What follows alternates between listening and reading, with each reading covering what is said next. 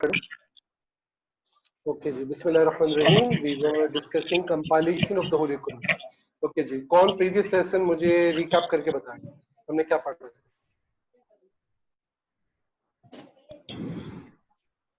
सफा आप करेंगे बेटा? Okay, sir. चलिए बताइए. Sir, we studied the compilation of Quran during Hazrat Abu Bakr's time and Hazrat Usman's time.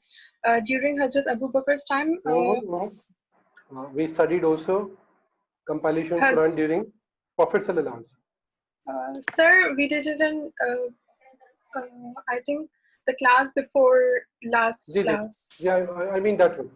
जी. चलिए वो भी बता दीजिए. Okay, How sir. Quran was compiled during the time of Prophet sallallahu alaihi wasallam. Okay.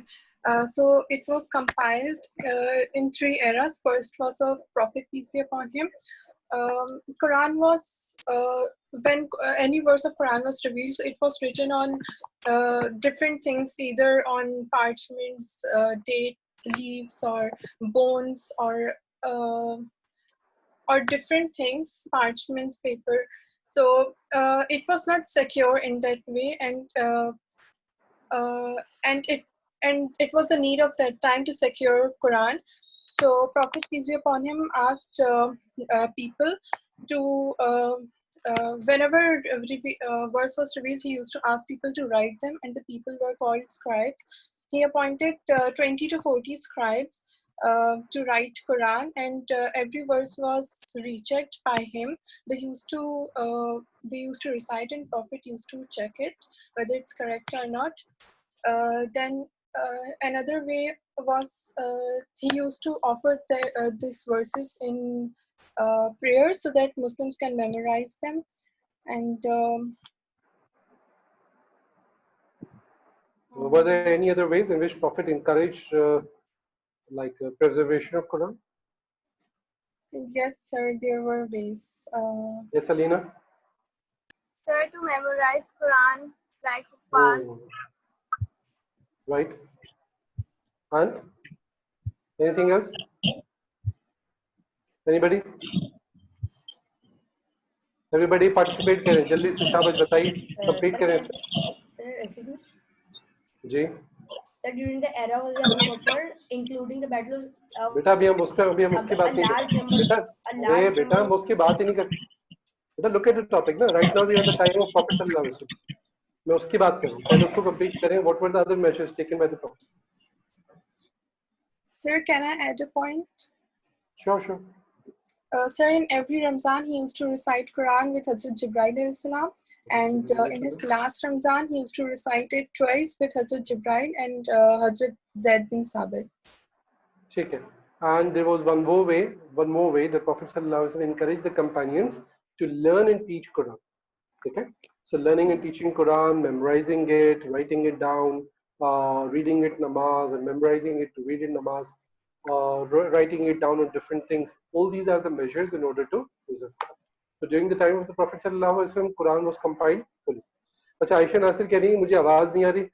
बेटा बाकी सबको आवाज clear आ रही है ना, तो इट मीन्स कि मेरे एंड से प्रॉब्लम नहीं है. तो आपके एंड पे कुछ प्रॉब्लम है बेटा, इसको ठीक कर. ठीक है, रिकनेक्ट करके कोशिश कीजिए तो मे बी टू. अच्छा, अब आ जाते हैं जरा एरा ऑफ हजरत अबू बकर सिद्दीक रज़ियल्लाहु अन्हु. जी अनस बताइए. How Quran was compiled during the time of Hazrat Abu Bakr Siddiq radiallahu anhu? Sir, during the time of the Abu Bakr, there was a battlefield named. Hello. Yes, sir. आप अपने किसी friend का नाम ले रहे हैं? No, sir. आप अपने किसी फ्रेंड का नाम ले रहे हैं? No. तो ऐसे बोलेंगे during the time of Abu Bakr. Oh, sorry. During Abu Bakr anha, many battles were fought, including the Battle of Yamama, in which a large number of Huffaz of the Quran were martyred. Hazrat Umar anha therefore suggested Abu Bakr to compile the Quran in a book form. Initially, Abu Bakr anha hesitated as it had not been done in the Prophet time. But later he was convinced of the wisdom of the suggestion, so he appointed Hazrat Zaid bin Haris. Was a scribe of the Prophet, and he was present during the last recitation of the Quran by the Prophet to Angel Jibreel alayhi salam. The copy made by Zaid remained first in the custody of Hazrat Abu Bakr anha and then in possession of Umar anha. On his death, it was passed to his daughter Hafsa, a widow of the Prophet, and it came to known as Mushaf Hafsa. Mus'haf है, Mus'haf. Okay. Mushaf Hafsa. Okay, Shabash, very good. Who can tell me that how many number of companions are martyred in Battle of Yamama? You have to be specific, okay? Ji. 700. 700 according to 186. Okay. अच्छा 700 were Hufaz and total number of Muslims martyred were 86. Okay. अच्छा, in which year it took place? The Battle of Yamama? 11 years. 11th Hijri, very good. बेटे details लिखा करें, ठीक है? कितने सहाबा वफात शहीद हुए, किस ईयर में बैटल हुई, these details it actually improves your answer. अच्छा ये हो गया. अच्छा, now talking about the era of हजरत उस्मान गनी रज़ी अल्लाह अन्हु, इसके बारे में कुछ चीजें हमने डिस्कस कर ली थी, उसको फिर से रिवाइज करके आगे. So I told you that Quran was revealed in 7 dialects, okay? Like 7 different pronunciations. Just like Urdu जबान के बहुत सारे तलफ़ुज़ होते हैं.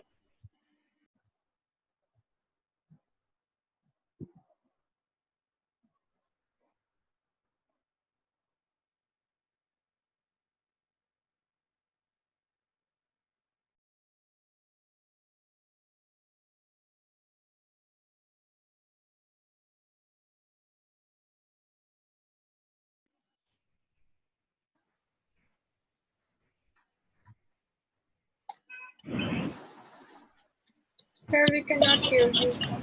Yes, sir. सर आपकी आवाज नहीं आ रही.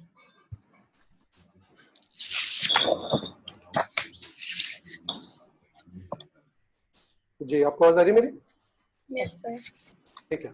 तो लाइक आई टोल्ड यू कि जैसे उर्दू जबान के डिफरेंट डायलेक्ट्स होते हैं. कराची वालों की उर्दू थोड़ी अलग होती है. आप लाहौर पंजाब चले जाएंगे, वहाँ की थोड़ी अलग होती है. बलूचिस्तान चले जाएंगे, वहाँ की काफी डिफरेंट होती है. पेशावर में उर्दू जिस तरीके बोली जाती है वो डिफरेंट होती है. ठीक है. इसमें आपको एग्जाम्पल दीजिए लास्ट टाइम कि एक लफ्ज है उर्दू का अस्पताल. ठीक है. पंजाब में चले जाएंगे आप तो वो उसको कहते हैं अस्पताल, अस्पताल नहीं कहते. मीनिंग तो सेम है, डिफरेंस इन प्रोनाउंसिएशन. ठीक है. स्कूल तो उसको कहेंगे स्कूल, डिफरेंस इन प्रोनाउंसिएशन. ठीक है. स्क्रीन तो कहेंगे स्क्रीन. पेशावर में समझो मुजक्कर मोहल्ला से कंप्लीट चेंज कर दो. ठीक है. हमारे यहाँ भी कुछ कास्ट में जैसे कहते हैं ना, दही दही मुजक्कर है मोहन्नस. ठीक है. लाइक दैट चीजों में कुछ फर्क हो जाता है. ठीक है. तो डिफरेंट चीजों में ये डायलेक्ट से फर्क होता है. अच्छा, राइटिंग में भी फर्क हो जाता है. जैसे इंग्लिश इंग्लिश है, अमेरिकन इंग्लिश अलग है, ब्रिटिश अलग है. डिफरेंस है प्रोनाउंसिएशन का, मीनिंग सेम रहते हैं, पर स्पेलिंग्स का फर्क आ जाता है. जैसे ब्रिटिश इंग्लिश में कलर की स्पेलिंग है COLOUR और अमेरिकन इंग्लिश में COLOR. ठीक है. मीनिंग सेम ही रहते हैं. तो लाइक दैट अरबिक के भी डिफरेंट एक्सेंट्स थे. पूरे अरेबिया में बहुत सारे इलाके. तो अल्लाह ताला ने लोगों की आसानी के लिए कुरान को 7 लहजों पे 7 डायलेक्ट्स पे नाज़िल किया.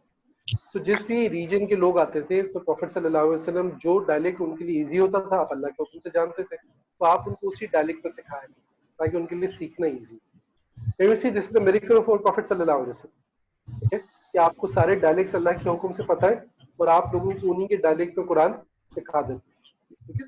तो वो लोग सीख के जाते थे और अपने इलाके के जो ट्राइब्स हैं, जो लोग हैं, उनको सिखाते थे और उसी एक्सेंट में सिखाया करते थे. Now, after passing away of the Prophet sallallahu alaihi wasallam, Muslims are conquering other cities. Thousands upon people they're accepting Islam. तो क्या होता था कि समटाइम डिफरेंस ऑफ ओपिनियन हो जाता था कि कौन सी ट्रांसलेशन सही है. को ये नहीं पता कि कुरान के और भी तरीके सही पढ़ने के, due to lack of knowledge, so they will start arguing with the other person. तो हुआ ये कि हज़रत उस्मान गनी रज़ी अल्लाह अन्हु के ज़माने में when he became caliph, he is the third caliph remember. ठीक है. सेकंड हज़रत उमर. हज़रत उस्मान के ज़माने में हुआ ये कि आर्मेनिया में बैटल हो रही थी मुसलमानों की. and there were armies from different places. जो मुस्लिम आर्मी बनी थी उसके सोल्जर्स बहुत सारे इलाकों के थे. उसका जो मेजर जो सोल्जर्स थे, they were from Iraq and Syria. ठीक है. अब जब नमाज हुई तो नमाज के दरमियान उसके बाद एक मतलब ऑलमोस्ट ऐसा झगड़ा हो गया कि बात शायद कत्लो गारत तक पहुंच जाती. इतना ज्यादा डिफरेंस ऑफ ओपिनियन हो गया रेसिटेशन पे कि कौन सी रेसिटेशन सही है. तो हुआ ये कि हजरत वहां पे एक हुजूर सल्लल्लाहु अलैहि वसल्लम के सहाबी थे जिनका नाम है हजरत हुज़ैफा बिन यमान. मैं आपके साथ जरा पेज भी शेयर कर देता हूँ तो आपको नजर आ जाएगा. जी, इसी the screen everybody? Yes.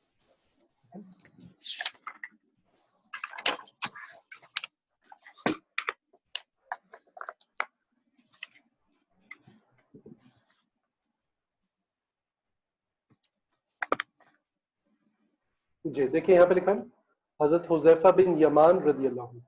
So he was actually the leader of the army, commander थे। तो वो फौरन वापस मदीना आए, बैटल वगैरह ओवर हो गई, और आते ही घर भी नहीं गए, सीधा कैलिफ हजरत उस्मान रजी अल्लाह अन्हु के पास आए और उनसे अर्ज की कि इस इशू को आप सॉर्ट आउट करें, वरना ऐसा भी हो सकता है कि लोग कत्लो गारत तक पहुंच जाए। ठीक है, हजरत उस्मान को बात समझ में आई, तो उन्होंने क्या किया कि फौरन हजरत जैद बिन साबित को बुलाया। हजरत जैद बिन साबित कौन है?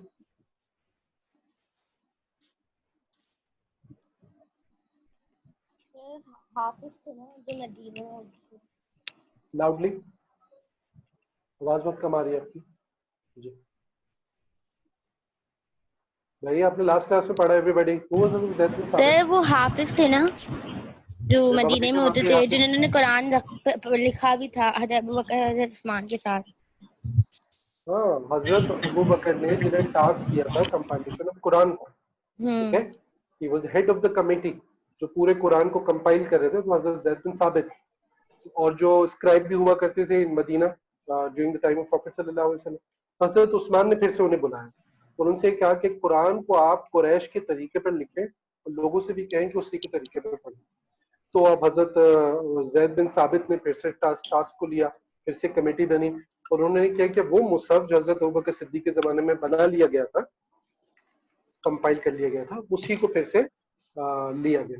तो as you study it was हजरत अबू बकर सिद्दीक, उनका इंतकाल हुआ तो हजरत उमर के पास आया था, उनका इंतकाल हुआ तो हजरत हफ्सा के पास था, was the wife of the prophet सल्लल्लाहु अलैहि वसल्लम।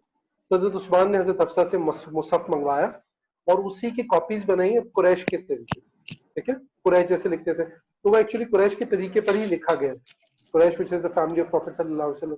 तो उसी की उन्होंने 7 कॉपीज बनाई और लोगों से ये कहा कि आप इसी के तरीके पर पढ़ें, और उन कॉपीज को 7 अलग अलग शहरों में उन्होंने डिस्ट्रीब्यूट कर दिया। ठीक है एवरीबॉडी गेटिंग? ठीक है, अच्छा वो जो डायलेक्ट के साथ उसके नाम मैंने आप लोग को बताए थे, Yes, sir. बता दिए थे ना, ठीक है, I am repeating again, they were Quraysh, that those 7 dialects were Quraysh, Tai, Hawazin, अहले Yemen, Thaqif, Hudhayl, Banu Tamim. ठीक है, ये 7 dialects. Repeating again, Quraish, Tai, Hawazin, अहले Yemen, Thaqif, Hudhayl, Banu Tamim. तो देखिए अब इन 7 में से कुरैश के तरीके पे जो कुरान लिखा गया तो उसी को ले लिया गया और लोगों से भी ये कहा गया आप कुरैश के एक्सेंट पर ही, उन्हीं के लहजे पर आप इसको पढ़िए। ठीक है, अच्छा, और जो बाकी कुरान जो डिफरेंट फॉर्मेट्स पे लिखे गए, यानी दूसरे एक्सेंट के मुताबिक, उनके फॉर्मेट ऑफ राइटिंग जिसको रस्मुल खत कहते हैं उसके मुताबिक लिखे गए, उसका क्या किया जाए? अब यानी उसको किसी न किसी तरह डिस्पोज ऑफ करना तो जरूरी है ना, वरना वो इख्तिलाफ तो अपनी जगह बाकी रहेगा। तो हज़रत उस्मान ने क्या किया कि जहां कहीं वो कुरान अवेलेबल थे उसको मंगवा लिए, ठीक है, और उनको डिस्पोज ऑफ करने का तरीका उन्होंने डिसाइड किया that we need to burn it off. वो जो कुरान की दूसरी कॉपीज हैं जो दूसरे फॉर्मेट पे लिखी गई हैं कुरैश से हट के, इनको इस तरीके से डिस्पोज ऑफ किया जाए कि दोबारा किसी के हाथ में नहीं है। तो हज़रत Usman decided to burn these copies, तो उन्होंने जो भी बाकी एक्स्ट्रा कॉपीज थे उनको बर्न की एंड इस पे किसी भी साहबी ने एतराज नहीं की। ऑफकोर्स आज के जमाने में हम डिस्पोज ऑफ करेंगे तो यूं नहीं करेंगे, इसको बुरा समझा जाएगा आप जलाएंगे तो।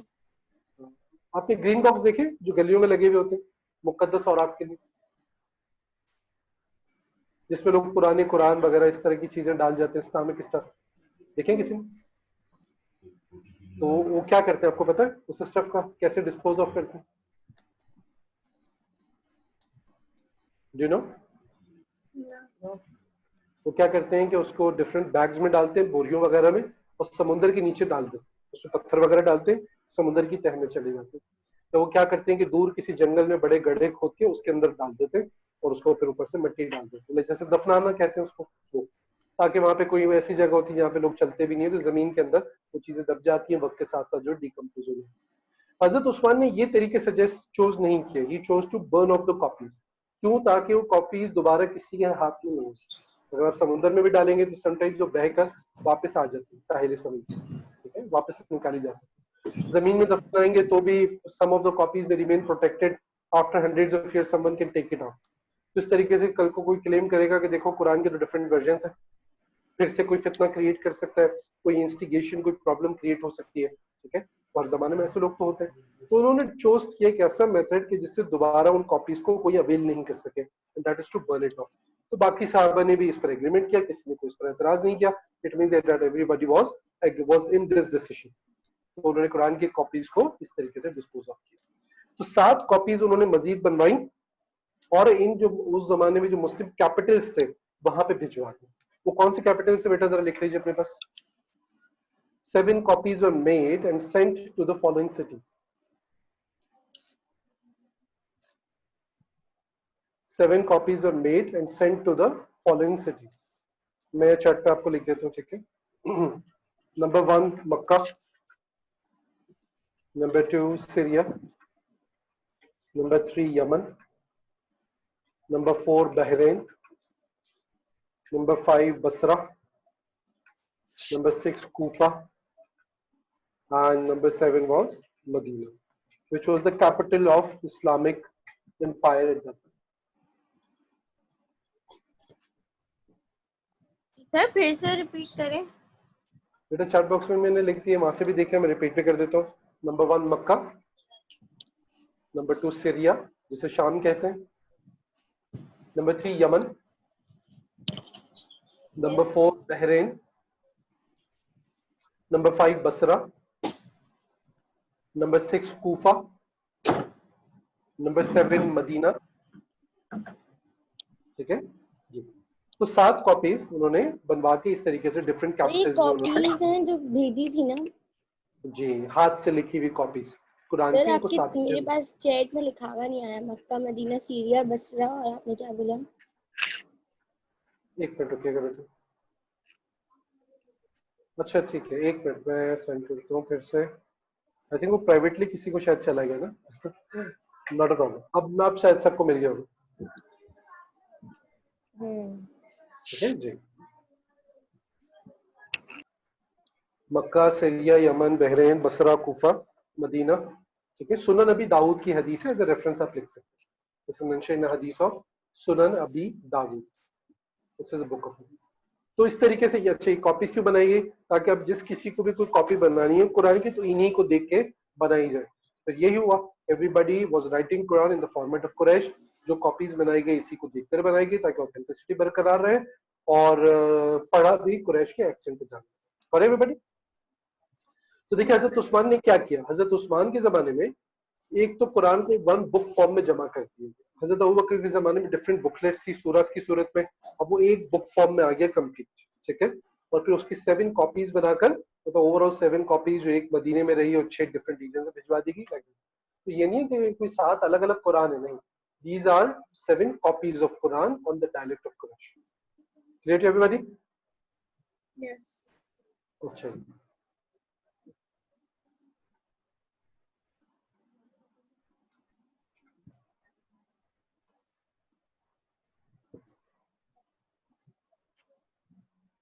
अच्छा अभी एक डिटेल बेटा ये आप और याद रख लीजिएगा, ठीक है।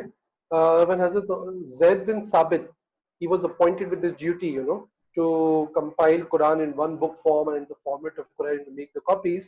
तो उस वक्त जो कमेटी बनी उसमें ये companions भी थे जो कमीशन बना। As you can see over here, it's written.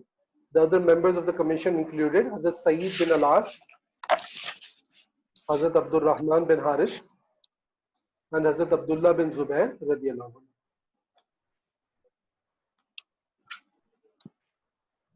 ठीक है, हजरत सईद बिन अलास, हजरत अब्दुल रहमान बिन हारिस और हजरत अब्दुल्ला बिन जुबैर। तो इनको टास्क ये दिया गया है कि कुरान को एक बुक फॉर्म में जमा करना है, कुरैश के फॉर्मेट में जमा करना है, जहां कहीं डिफरेंस ऑफ ओपिनियन हो तो कुरैश के मुताबिक इसको।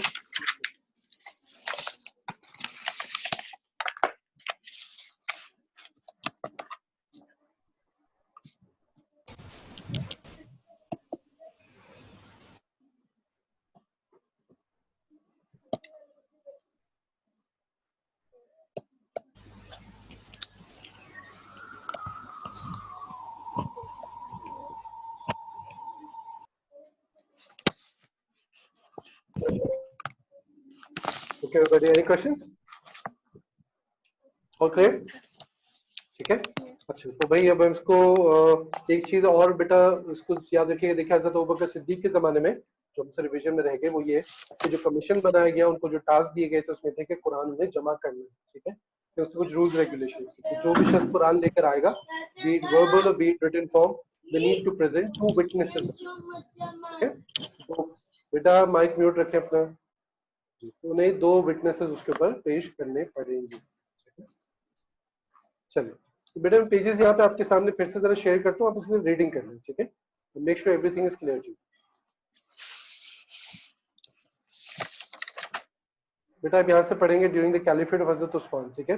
बेटा इसको जरा रीड कीजिए यहाँ पर जो मैंने पेजेस शेयर किए, और फिर नेक्स्ट पेज पर भी मैं बताऊँ। ये पढ़ने तो बताइएगा, तो change the page.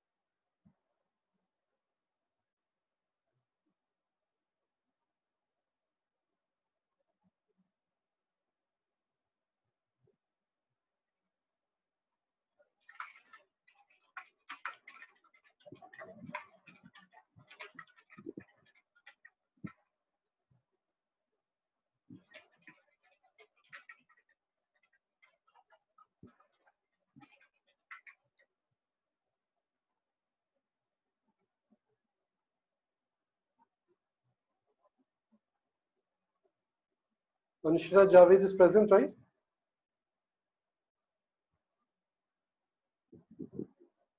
Yes, sir, I'm present. Okay, ठीक है।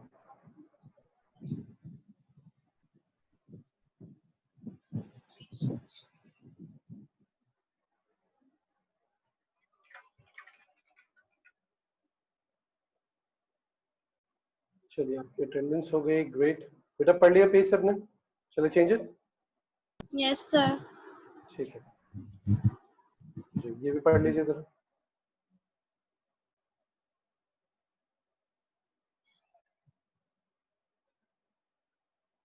अच्छा आप ऐसा क्या करें, स्क्रीनशॉट भी ले लिया करें, ठीक है? कंप्यूटर पे इस तरह की पेजेस शेयर करो ना, तो अच्छा आपके पास सेव हो जाए।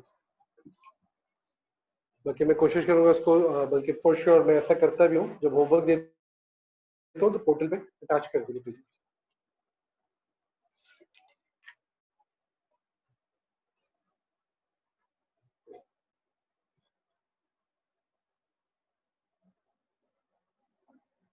अच्छा ये बुक सबने बाय कर ली बेटा? डॉक्टर साकिब वाली सर मेरे पास है। आपके पास है? शाबाश बेटा, बाकी स्टूडेंट्स ले लें बुक, ठीक है? इसी बुक से आपने पढ़ना है आगे, it will be very helpful for you, please बेटा डू बाय।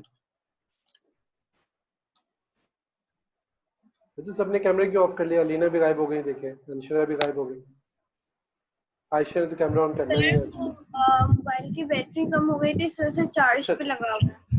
ओके ओके ठीक है, no problem. Thank you sir. Class में होना ज्यादा इंपॉर्टेंट है, ठीक है? गायब मत हो जाइए। सर वो चार्जिंग आज खत्म हो गई जल्दी। सर हमें डॉक्टर साकिब की लेना जरूरी है, मतलब जैसे हमारे पास यास्मीन मलिक और हम्माद भी है, तो मतलब बेटा एक्चुअली डॉक्टर साकिब हम क्लास में ये वाली फॉलो करेंगे ना, तो इसलिए मैं कह रहा हूँ, और आपके एक्स्ट्रा रीडिंग के लिए भी काम आए। ओके ठीक है। हाँ that's why I am saying, ये रख लें तो अच्छी बात। मतलब डॉक्टर वो जो हम्माद बिन निशत वाली बुक है वो भी बहुत अच्छी है, तो आप नोट्स बना रहे हो तो उस बुक को भी देखिए, ठीक है? तो these two books are quite good, doctor Saqib one and Hammad bin Nishat, वो बहुत अच्छी किताब। अच्छा प्यारे बच्चों, पढ़ लिया सबने? Yes sir. Yes, sir. ठीक है। अच्छा अब आप बताइए, any question, anything not clear? No sir. Sure? Okay. अच्छा, how is your Islamic classes going? Good. Are you enjoying the lectures? Bore तो नहीं होते आप लोग? No, ठीक है। sir. कभी भी कोई भी प्रॉब्लम हो, any issue, any question, feel free to discuss it with me. ठीक है। कोई भी प्रॉब्लम हो, आप समझे बहुत तेज चल रहे हैं, बहुत स्लो चल रहे हैं, एक्सप्लेनेशन बहुत डिटेल में नहीं हो रही, जो भी इशू है आप बताया करें तो हम उसको सॉर्ट आउट करें। आप बताएंगे नहीं तो मुझे पता नहीं चलेगा। ठीक है। तो want you to study, to enjoy, to learn, और इंशाल्लाह आपके ग्रेड्स भी अच्छे से अच्छे। ठीक है बेटा? ऑलराइट। अच्छा, अब मैं आपको एक क्वेश्चन दे रहा हूँ होमवर्क के तौर पर। ठीक है। तो क्वेश्चन मैं यहाँ पे टाइप कर रहा हूँ जरा।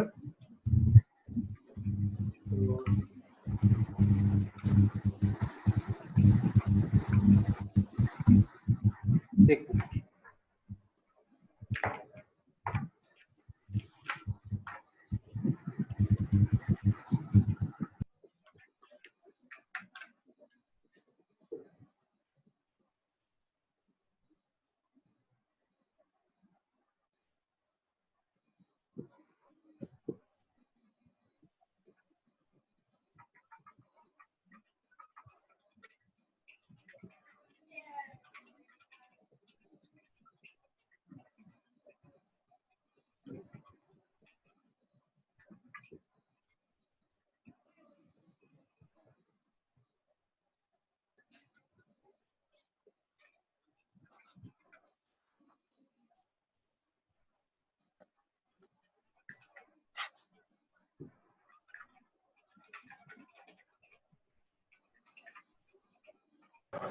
अच्छा, पास पेपर सबके पास है? एक्सक्यूज मी सर, जी, नेट बंद हो गया था।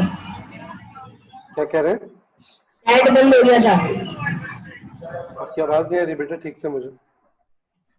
आई एम सेइंग नेट बंद हो गया था तभी डिस्कनेक्ट हो गया मीटिंग से। नहीं नहीं, कोई बात नहीं, कोई बात नहीं, इट्स ओके, मैं आई अंडरस्टैंड, नो प्रॉब्लम। अच्छा बेटे, होमवर्क मैं लिख रहा हूँ, इसे देख लीजिए जरा। ठीक है। दो क्वेश्चंस हैं, one is of 10 marks, other is 4 marks. Question part A, part B. ठीक है। Part A says give an account of how the Quran developed into book form. And part B, what is the significance to Muslims today of having the Quran in the form? बेटा mic mute करें ना सबने।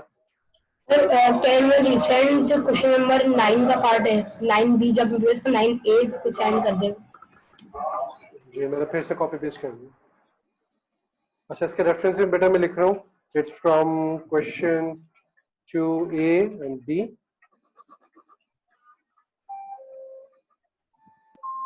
Sir जी बेटा। ये जो हमारा जो क्वेश्चन आपने दिया है कि give an account of how the Quran develop in the book form, तो सर ये हमें इसमें बताना है ना अबू बकर सिद्दीक का भी और हज़रत उस्मान का भी। ये भी बताना। ठीक है। तो यू विल स्टार्ट, देखिए 3 एराज है ना, तो इस क्वेश्चन में आप तीनों एराज को कवर करेंगे इन कॉम्प्रिहेंसिव। प्रोफेसर सलाम को भी ना।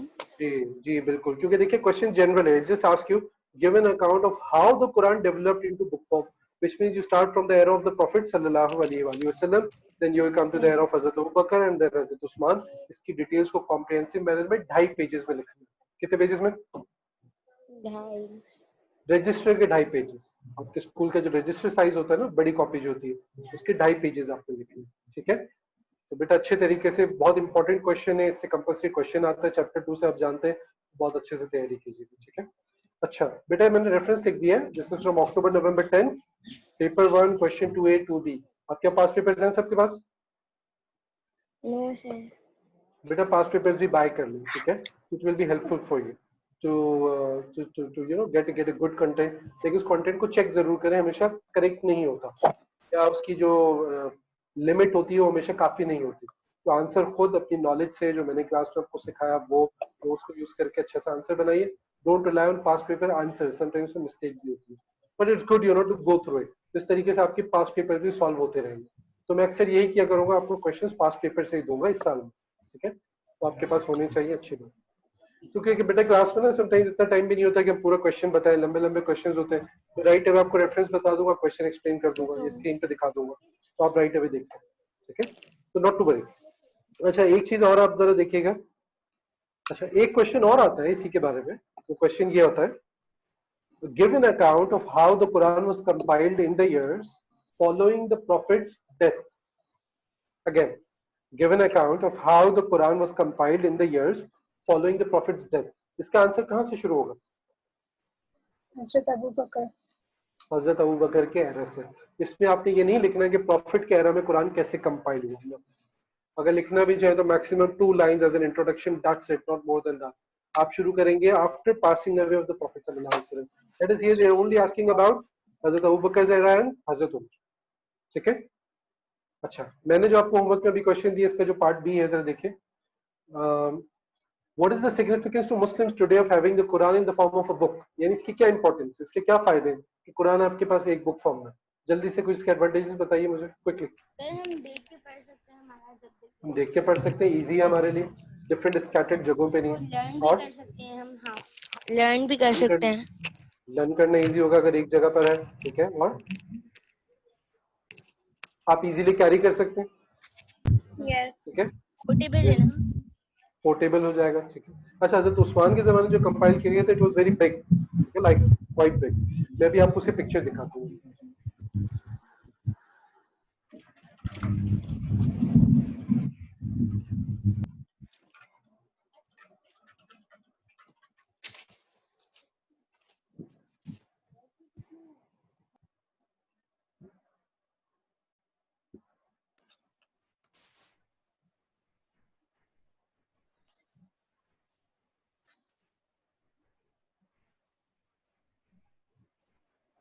बेटा कैन सी द स्क्रीन?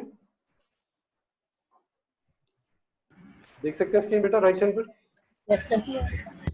बेटा आप देख रहे हैं, ये हजरत उस्मान के जमाने का कंपाइल किया हुआ कुरान। तो 7 कॉपीज बनी थी ना, they used to be of this size actually. ठीक है, हाँ, लेकिन देखिए उसको कंपाइलेशन का फायदा आज हमें क्या हुआ कि उसकी बुक फॉर्म मतलब ऐसी हो गई कि हम इजीली कैरी कर सकते हैं, इट्स पोर्टेबल फॉर अस। तो इसका एक और फायदा फिर ये कि कुरान की जो प्रोटेक्शन इस तरीके से और ज्यादा हो गई। ठीक है, हर एक को इजीली कुरान अवेलेबल हो गया, वो पढ़ सकते हैं, स्टडी कर सकते हैं, समझ सकते हैं। और भी कोई इसके एडवांटेजेस आपके जहन में तो वो भी आप देख सकते हैं। ऑलराइट एवरीबॉडी, ठीक है, चलिए, तो ये इसके एडवांटेजेस हो गए। तो बेटा पार्ट बी वाला क्वेश्चन, इसकी एटलीस्ट आपने लिखनी है 8 till 10 लाइंस। ठीक है, and try writing at least 4 advantages, 4 different advantages in 8 till 10 lines. और पार्ट ए में आप लिखेंगे 2.5 पेजेस। ठीक है, 2.5 पेज। चलिए सर, जी बेटा। सर पार्ट ए में हम कंटिन्यूस लिखेंगे या हम उसमें कोई पैराग्राफिंग करेंगे? उसमें आप पैराग्राफ बना लें। आप ऐसा करें जैसे एक पेज पे आप 2 पैराग्राफ्स लिख लें, तो टोटल 5 पैराग्राफ्स में आपका आंसर हो जाएगा। तो पैराग्राफ्स में लिखेंगे तो खुद आपके लिए भी एक्सेस करना इजी होगा। सर जैसे 2 पैराग्राफ प्रोफेसर के, 2 अबू बकर के और 2 हजरत उस्मान। अच्छा बेटा, थोड़ा सा लाउडली बोलिए, आपकी आवाज कट रही है, माइक करीब रख के। सर मैं कह रही हूँ कि 2 मतलब जैसे 2 प्रोफेसर के, 2 हजरत अबू बकर सिद्दीक के और 2 उस्मान गनी के। जी आप ऐसा भी कर सकते हैं, you can make 6 paragraphs, it's all up to you. लेकिन छोटे छोटे पैराग्राफ नहीं, बड़े पैराग्राफ्स बने। ठीक है, तो इट्स अप टू यू कि आप कंटिन्यूसली लिखें, पैराग्राफ में लिखें, तो टीचर के लिए भी चेक करना इजी होता है और आपके लिए भी इसको स्टडी करना, रिव्यू करना इजी है। ठीक है, तो बेटा एक बात हमेशा याद रखिएगा कि फोकस ऑन द कंटेंट। ठीक है, आप टॉपिक को समझ लें, उसकी डिटेल्स को याद रखें। आप इसको ऐसे याद कर लें कि आप किसी को उसको बता सकें खुद से। ठीक है, अगर आप किसी को बता सकते हैं then you can write it down in your own words as well. आपको पूरा कोई रेक्टिफाई करने की जरूरत नहीं। पैराग्राफ्स को आप कीवर्ड्स के फॉर्म में याद रखेंगे। जैसे अभी आप नोट बनाएंगे ना, तो नोट के बाद हर पैराग्राफ के कीवर्ड्स को अंडरलाइन कर लें। ठीक है, तो उन कीवर्ड्स की सूरत में, यानी पूरे कीवर्ड्स की सूरत में मैपिंग करें। मैपिंग करके आप पूरे के 5 पैराग्राफ्स को याद कर सकते, कीवर्ड्स को याद करें। ठीक है, तो इस तरीके से इंशाल्लाह विल बी गुड। चलिए बेटा, ठीक है, take care, I see you tomorrow इंशाल्लाह।